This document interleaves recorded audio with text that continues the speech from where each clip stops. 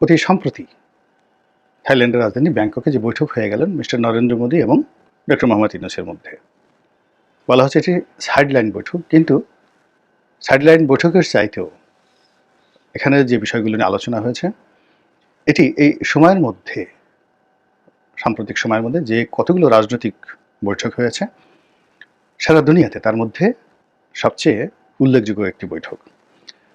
আমরা জানি ক্ষমতা লাভের পর মিস্টার জেলেনস্কি এবং ডোনাল্ড ট্রাম্প তারা বৈঠক করেছিলেন এবং সেই বৈঠকে খুবই উত্তপ্ত এবং অপ্রীতিকর ঘটনা ঘটেছে। এবং সেই বৈঠকে এমন ঘটনা ঘটেছে যার ফলে হোয়াইট হাউস থেকে রীতিমতো জেলেনস্কিকে বের করে দেওয়া হয়েছে বা তাকে চলে যেতে বলা হয়েছে। এটি আমেরিকার ইতিহাসে কখনো ঘটেনি। আবার আমন্ত্রিত অতিথি হয়ে যেভাবে ডোনাল্ড ট্রাম্পের চোখে চোখ রেখে জেলেনস্কি যে অপ্রিয় কথাগুলো বলেছেন নির্লিপ্তভাবে, এরকম ঘটনা কূটনৈতিক অঙ্গনে দেখা যায়নি। তো মিস্টার জেলেনস্কির সঙ্গে ডোনাল্ড ট্রাম্পের যে সম্পর্ক বা আমেরিকার সঙ্গে যাকে বলা হয় ইউক্রেনের যে সম্পর্ক এই মুহূর্তে এখনও যেটা রয়েছে, তার প্রেক্ষিতে এটা হতে পারে না।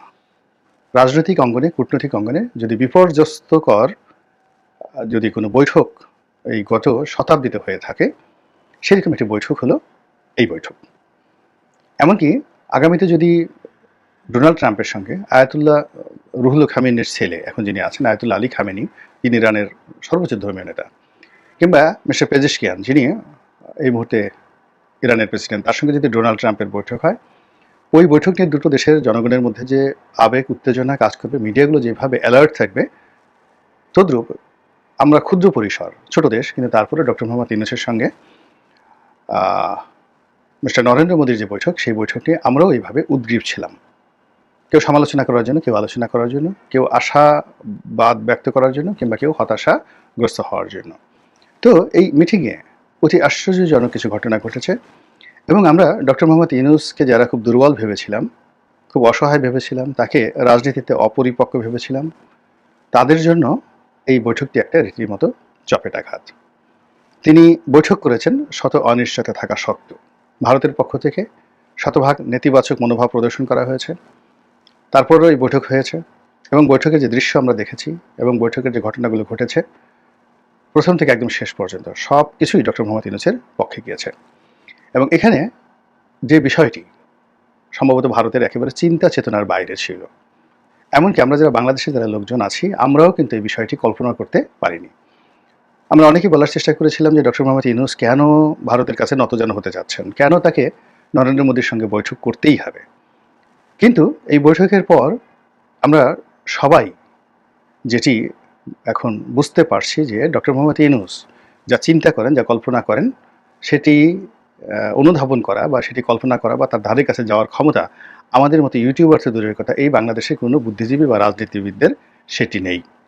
আমরা যেভাবে এখনও পর্যন্ত বুঝতে পারছি না যে উনি কী করে ক্ষমতায় এলেন, আমরা এখন পর্যন্ত বুঝতে পারছি না যে ওনার উপদেষ্টা পরিষদ কীভাবে গঠিত হলো, এখনও পর্যন্ত বুঝতে পারছি না যে তিনি কেন আগস্ট মাসের 5 তারিখে না এসে 8 তারিখে এলেন, এখনও পর্যন্ত বুঝতে পারছি না।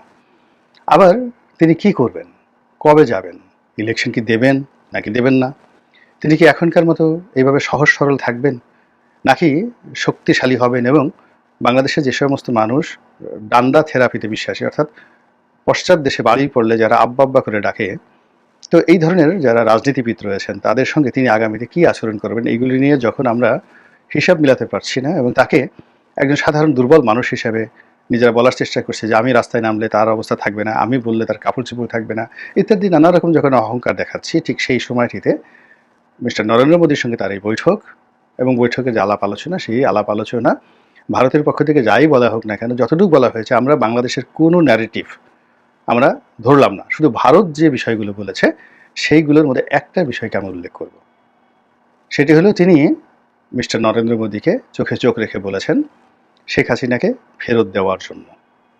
এটা হলো ভারতের ন্যারেটিভ, এটা স্বীকার করা হয়েছে, এই বিষয়ে আলোচনা করা হয়েছে। আর বাংলাদেশের পক্ষ থেকে যেটি বলা হয়েছে বা বলা হয়নি বা আমরা আন্দাজ করি, তিনি স্পষ্টতই তার বিরক্তি, শেখ হাসিনা যে ভারতে রয়েছেন, নরেন্দ্র মোদীর আশ্রয় দিয়েছেন, এটিতে তিনি তার বিরক্তি ফুটিয়ে তুলেছেন। এবং ভদ্রলোকের আলাপ আলোচনার মধ্যে আসলে খুব একেবারে খোঁচা দিয়ে বলার দরকার নেই। এইভাবে তিনি তার চোখ, তার মুখ, তার অভিব্যক্তি এগুলো প্রকাশ করে যদি তার যে নোট অফ ডিসেন্ট বা নোট অফ অ্যারোগ্যান্স এর মাধ্যমে তিনি প্রকাশ করতে পারেন তিনি পছন্দ করছেন বা করছেন না এই বিষয়গুলো। তো নিঃসন্দেহে নরেন্দ্র মোদীর সামনে বসে শেখ হাসিনার প্রসঙ্গ তোলা একটা দুঃসাহসিক বিষয় যেটি তিনি দেখিয়েছেন।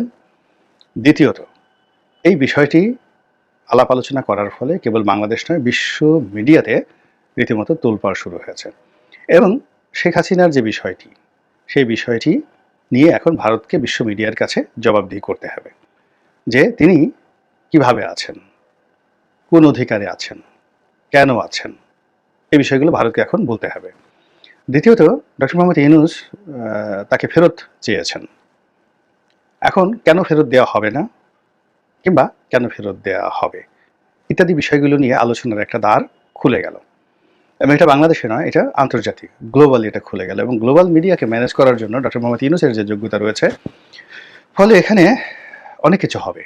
New York Times, Washington Post থেকে শুরু করে the Telegraph, the Sunday Times, the Economist, Time magazine, Far Eastern Economic Review থেকে শুরু করে এমনকি যদি বুমবার্গেও শেখ হাসিনাকে নিয়ে, নরেন্দ্র মোদীকে নিয়ে কোনো রিপোর্ট আসে ডক্টর মোহাম্মদ ইউনূসের, যাকে বলা হয় সেখানে তার ইনফ্লুয়েন্সে আমরা খুব আশ্চর্য হব না। কিংবা বিশ্বের সমস্ত নোবেল লরিয়েট বা মানবতাবাদী যে সংগঠনগুলো আছে তারা যদি সেই ওয়াশিংটন পোস্টে বিজ্ঞাপন ছাপায় যে শেখ হাসিনার বিচার হওয়া উচিত মানবতা বিরোধী অপরাধের জন্য বাংলাদেশে অথবা আন্তর্জাতিক যে অপরাধ ট্রাইব্যুনাল রয়েছে, বাংলাদেশ সেটা নয়, যেটিকে ইন্টারন্যাশনালি হেগে যেতে রয়েছে আন্তর্জাতিক অপরাধ আদালত, তো সেখানে শেখ হাসিনার বিচার হওয়া উচিত, এরকম যদি একটা বিজ্ঞাপন ছাপা হয়, কিন্তু রিপোর্ট ছাপা হয়, আল জাজিরা যদি এটা রিপোর্ট করে শেখ হাসিনার বিরুদ্ধে, নরেন্দ্র মোদীর বিরুদ্ধে, সবাই আশ্চর্য হলেও আমি অন্তত আশ্চর্য হব না। কেননা এই ঘটনার ফলে আমার কাছে মনে হয়েছে যে অনেক কিছুই আমাদের জন্য অপেক্ষা করছে।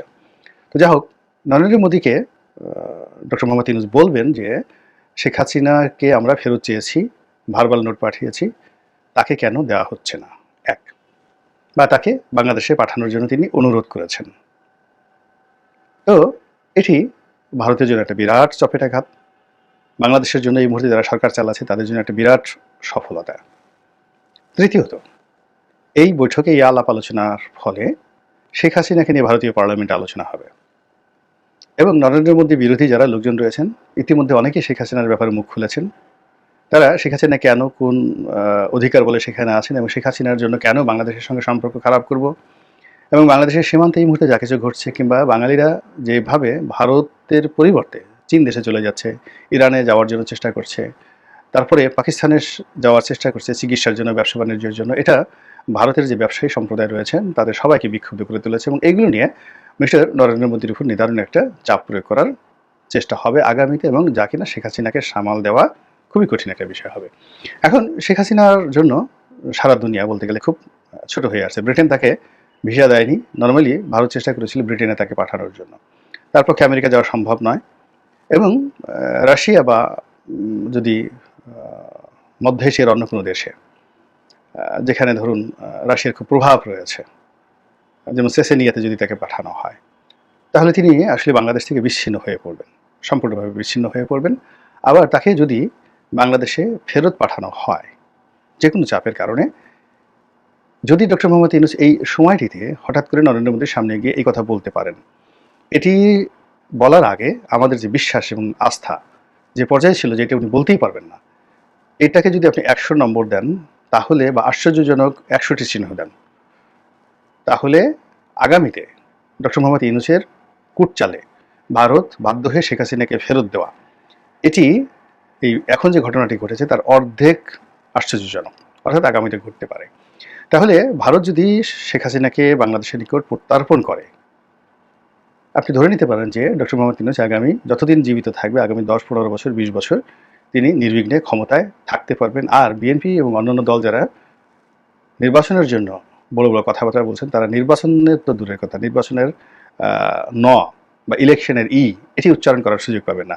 শেখ হাসিনা আসার সঙ্গে সঙ্গে তাকে যদি আনতে পারেন ডক্টর মোহাম্মদ ইউনূস, তার বিচার প্রক্রিয়া নিয়ে টোটাল রাজনৈতিক অঙ্গনে এমন একটা পরিবেশ পরিস্থিতি তৈরি হয়ে যাবে, সেই পরিবেশ এবং পরিস্থিতি সামাল দেওয়ার জন্য সরকারের সমস্ত মেশিনারিজগুলো সর্বশক্তি নিয়োগ করবে এবং সেই শক্তি দ্বারা বিএনপিও ক্ষতিগ্রস্ত হবে। ফলে বিএনপি আপন প্রাণ বাঁচার তত্ত্বে তারা এতটাই ব্যস্ত থাকবে যে ইলেকশন নিয়ে চিন্তাভাবনা করার সময় আসবে না। তো এরকম একটা পরিস্থিতিতে শেখ হাসিনা কি বিপদে পড়বেন? আওয়ামী লীগদের মধ্যে কি কান্নার রোল পড়বে? আওয়ামী লীগ এই পরিস্থিতি কিভাবে সামাল দেবে? এটা কিন্তু দেখার বিষয়। যে জিনিসটি অফিসিয়ালি বলা হয়েছে কি হয়নি আমরা বলতে পারি না। তবে ডক্টর মোহাম্মদ ইউনূস বাংলাদেশ থেকে একাধিকবার ইতিপূর্বে বলেছেন যে শেখ হাসিনা ভারতে বসে যে সকল কথা বলেছেন তা যদি ক্রমাগতভাবে বলতে থাকেন তাহলে বাংলাদেশ এবং ভারতের সঙ্গে যে বন্ধুত্ব এটি হবে না। এটি খুবই অবন্ধুসুলভ আচরণ হবে ভারতের শেখ হাসিনাকে কথা বলতে এভাবে সুযোগ দেওয়া। এর কারণ হলো তিনি সেখানে বসে যা কিছু করছেন এটিকে শুধু তৎপরতা বলতে ভুল হবে। ডক্টর মোহাম্মদ ইউনূসের জন্য বা তার সরকারের জন্য এটি একটি হুমকি এবং অপতৎপরতা। তিনি উস্কে দিচ্ছেন। আইনশৃঙ্খলাকে অবরত করার জন্য উস্কে দিচ্ছেন, রাজনৈতিক পরিস্থিতিকে উত্তাল করার জন্য উস্কে দিচ্ছেন, হানাহানি, মারামারি, কাটাকাটি করার জন্য তিনি উস্কে দিচ্ছেন এবং তার যারা লোকজন রয়েছেন তারা ইতিমধ্যে নানা রকম তৎপরতা চালাচ্ছেন এবং এই বিষয়গুলোতে ডক্টর মোহাম্মদ ইউনূস বেশ বিরক্ত এবং এই কথাই তিনি নরেন্দ্র মোদীকে এই বৈঠকের সময় বলেছেন যে তাকে থামান। বাংলাদেশেও বলেছেন এবং ওখানে বলেছেন। তো এই পুরো বিষয়গুলো